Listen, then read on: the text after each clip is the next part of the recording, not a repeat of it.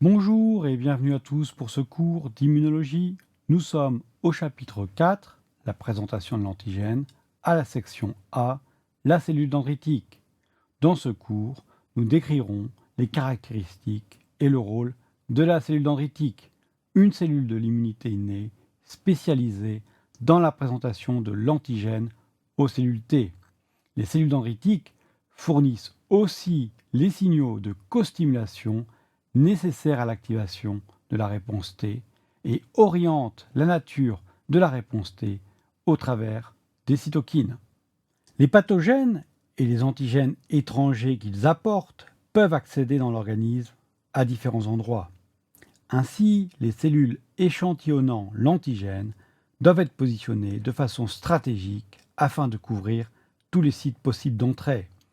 Ainsi, on trouvera des cellules dendritiques dans la peau, dans les muqueuses, mais aussi dans les ganglions lymphatiques pour les antigènes ayant échappé à l'échantillonnage dans la peau ou dans les muqueuses et accédé à la lymphe. On trouvera aussi des cellules dendritiques dans la rate pour les antigènes ayant accédé à la circulation sanguine. On peut distinguer deux types de cellules qui participent à la présentation de l'antigène. On a tout d'abord des cellules résidentes qui captent l'antigène et le transmettent intact aux cellules dendritiques sous-jacentes. Un exemple que nous avions vu dans le cours 3E est la cellule M qui capture les antigènes de la lumière intestinale et les transmet aux cellules dendritiques de la lamina propria. Nous avons deuxièmement les cellules dendritiques proprement dites qui capturent l'antigène, le maturent et le présentent sous une forme accessible aux cellules T. Les cellules dendritiques sont généralement migratoires. Elles captent l'antigène au site d'infection et le transmettent au nœud lymphatique le plus proche. Toutefois, il existe des cellules dendritiques résidentes dans les ganglions lymphatiques et dans la rate, capturant les antigènes en circulation et les présentant aux cellules T. Les cellules dendritiques sont hétérogènes de par leur morphologie et leur lignage cellulaire. Ainsi, on trouve des cellules dendritiques d'origine myéloïde et des cellules dendritiques d'origine lymphoïde. Vous trouvez sur ce schéma, qui n'est pas à retenir, une classification des cellules dendritiques, avec les cellules de Langerhans, qui sont des cellules résidentes de la peau, les cellules dendritiques interstitielles, les cellules dendritiques qui dérivent de la différenciation des monocytes dans les tissus. On regroupe ces trois types de cellules sous l'appellation de cellules dendritiques myéloïdes ou encore de cellules dendritiques conventionnelles, en les opposant aux cellules dendritiques plasmacytoïdes. Ces dernières sont impliquées dans l'immunité antivirale et l'auto-immunité. Ce sont des cellules dendritiques ciblant essentiellement les acides nucléiques étrangers et produisant des interférons de type 1. Enfin, il existe des cellules dendritiques d'origine lymphoïde. La classification des cellules dendritiques est source de confusion et vous ne devez pas retenir les détails que je viens de vous donner dans le cadre de ce cours. Comme illustration, nous prendrons pour exemple les cellules dendritiques de la peau. La peau abrite deux types de cellules échantillonnant les antigènes. Vous avez ici les cellules de Langerhans qui possèdent des granules de languérine. Elles captent les antigènes, notamment les cellules apoptotiques de la peau, et migrent dans les ganglions lymphatiques régionaux. Ce sont des cellules qui résident dans l'épiderme. On trouve aussi dans le derme les cellules dendritiques dermales. Elles sont dépourvues de granules et de languérine. Ce sont des cellules qui dérivent de la moelle osseuse. À l'exemple de la peau que nous venons de voir, il existe ainsi différents types de populations de cellules dendritiques selon les tissus.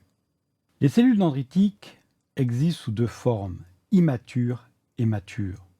Dans les tissus, elles sont dites immatures et jouent le rôle de sentinelles. Elles présentent une capacité élevée pour capturer les antigènes, mais une faible capacité pour les présenter. Les cellules dendritiques immatures expriment un certain profil de récepteurs. On trouvera d'abord des récepteurs de chymokines particuliers, par exemple CCR1 et CCR2, qui leur permettent d'accéder au tissu. On trouvera toute une série de récepteurs endocytaires qui leur permettent de capturer les antigènes. Citons des récepteurs phagocytaires capables de reconnaître directement les dérivés microbiens. On citera, sans les retenir, DC-Sign et les récepteurs omanose. On trouve des récepteurs phagocytaires reconnaissant des microbes opsonisés, notamment des récepteurs reconnaissant les régions Fc des immunoglobulines et du complément. On trouvera des récepteurs de type intégrine impliqués dans la captation des corps apoptotiques. On trouve à la surface des cellules dendritiques un très grand nombre de récepteurs de pattern capables de reconnaître les PAMPs et les signaux de danger, comme les toll-like récepteurs. Enfin, on trouve un grand nombre de récepteurs aux cytokines. Les cellules dendritiques deviennent matures lorsqu'elles capturent l'antigène et migrent dans les ganglions lymphatiques. Ainsi, les cellules dendritiques matures sont localisées dans les zones à cellules T des organes lymphoïdes secondaires. Elles présentent une capacité élevée pour présenter l'antigène et activer les cellules T, mais perdent la capacité à capturer les antigènes. Le profil des récepteurs des cellules dendritiques matures est ainsi différent de celui des cellules dendritiques immatures. On trouve des récepteurs aux chymokines de type CCR7 qui leur permettent de quitter les tissus périphériques pour migrer vers les organes lymphoïdes secondaires, où les ligands pour CCR7 sont exprimés de façon constitutive. On y trouve des molécules d'adhésion qui sont requises pour l'interaction avec les cellules T. On y trouve une forte expression des molécules MHC classe 2 qui sont requis pour la présentation de l'antigène. On y trouve aussi une forte expression de molécules costimulatrices comme CD80, CD86, CD40 qui sont requis pour l'activation des cellules T réactives.